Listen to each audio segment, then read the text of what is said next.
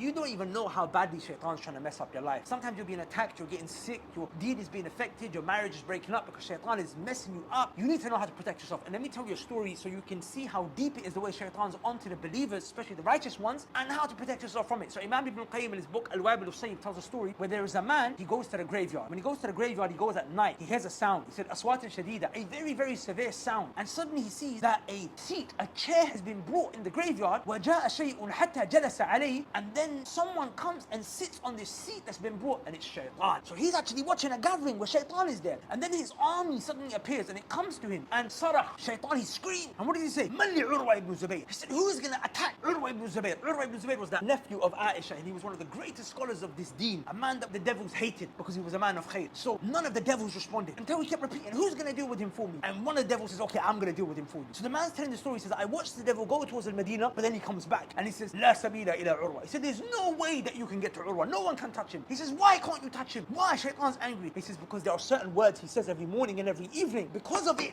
there's no one that can harm him. The man's listening to the story. He goes to Urwa. He says, what is it that you say every morning and every evening? That is the reason why shaitan and his army cannot touch you. I witnessed this. He says, the only thing I say is I do some dhikr. Now, he done the dhikr. I want to tell you the dhikr the Prophet taught us. The dhikr that you do in the morning and the evening, which is in the fortress of a Muslim. Just read that before you sleep. When you wake up in the morning, when you go into the house, when you come out your house, you will be safe. At the very least, Ayatul Kursi before you go to sleep.